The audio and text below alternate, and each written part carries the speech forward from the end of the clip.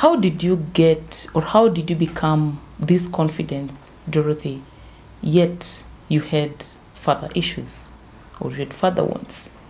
That was the question my very good friend Crystal asked.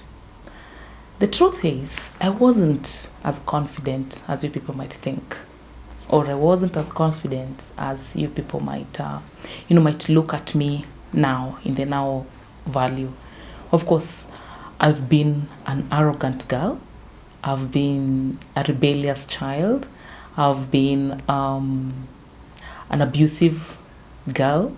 Of course, just abusing you, verbal abuse and fighting. I've been one of that kind. And of course, let me tell you, growing up, it wasn't easy. I was brought up by my maternal family, meaning my mom and my dad separated when I was around the age of 2 to 3 years. So I was told.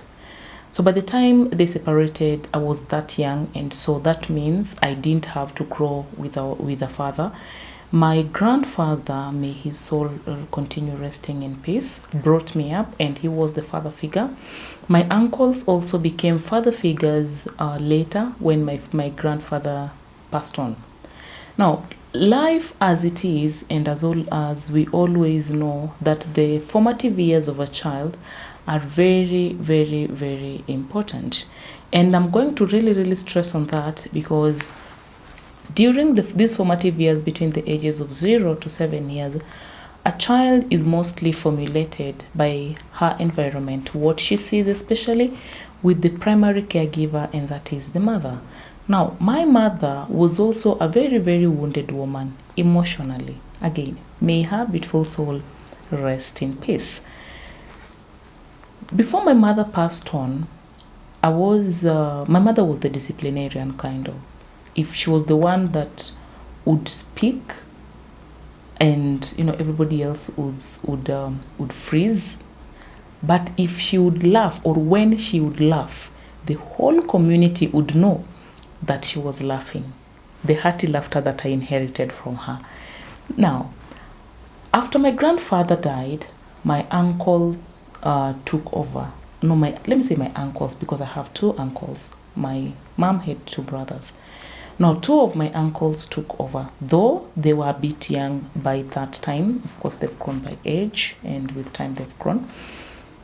What happened is that by the time now my mom was passing in the year 2002, they fully took over as my parents. But remember, the fact is, my father, even before the separation between her and my mother, there was a lot.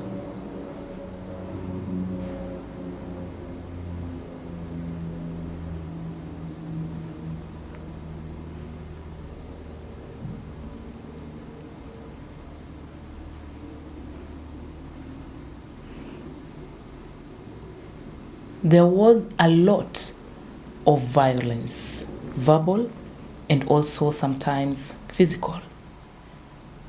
When this could happen, this made me automatically run into what is always called survival mode. It means I always found a way, or I always looked for a way to stand up for myself. Now, by the time my mother was passing on, of course, school I was performing averagely. I wasn't, a top performer. I wasn't a low performer. I was an average performer, because my mom loved me studying.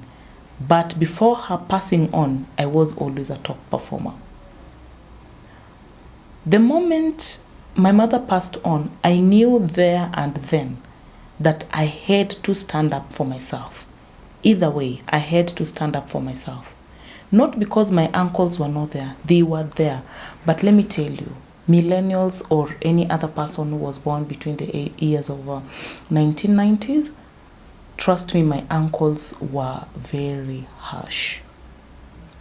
So while they brought in, of course, they covered the space of a father, but their harshness, or rather their their emotional detachment, as I call it now, the emotional detachment with themselves didn't make it easy for me, or even for their children, or even for other cousins that were home, to be, to have things to do with self-awareness. It was either a mistake and being beaten. It was a question and being beaten, a question and being beaten. There were rules that we were not supposed to bypass.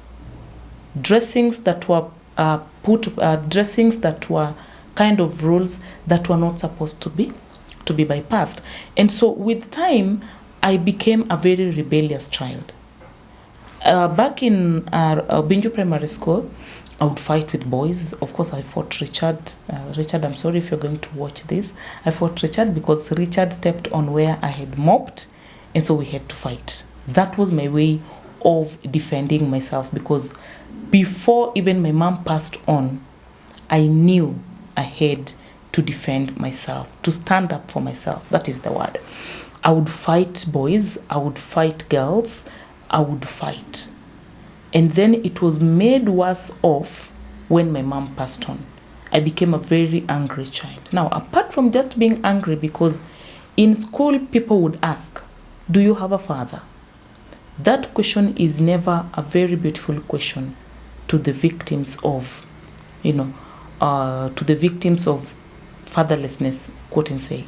Not because they don't have fathers, but the fathers are not there. When I went to Arena Primary School, my head teacher then, the late Mr. Dane, knew me. We were distant relatives, and also our social studies teacher, GHC then, Mr. Ben, was also a distant relative. And so I was a little bit cautioned, but I was beaten.